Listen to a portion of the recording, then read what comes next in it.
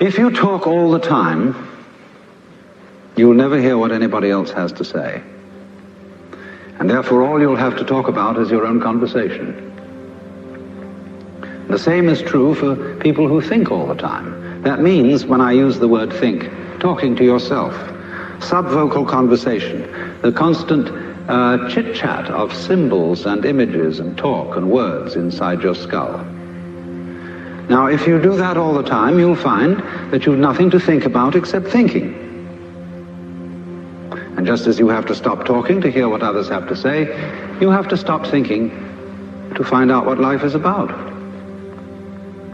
And the moment you stop thinking, you become into immediate contact with what Korzybski called, so delightfully, the unspeakable world. The most ordinary sights and sounds and smells, the texture of shadows on the floor in front of you, all these things without being named and saying, that's a shadow, that's red, that's brown, that's somebody's foot.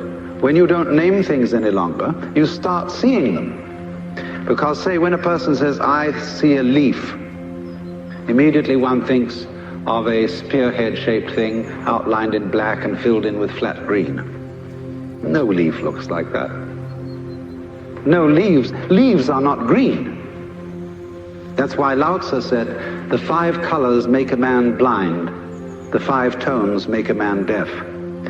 Because if you can only see 5 colors, you're blind.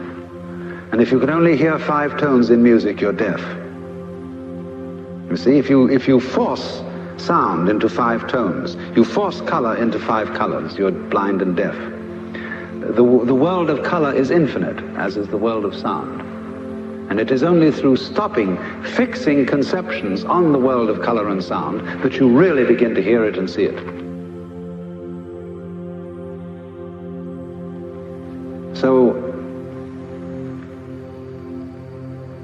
let me say again, I'm not talking about the ordering of ordinary everyday life in a reasonable and methodical way as being school-teacherish and saying, nice, if you were nice people, that's what you would do. For heaven's sake, don't be nice people. But the thing is that unless you do have that basic framework of a certain kind of order and a certain kind of discipline, the force of liberation will blow the world to pieces.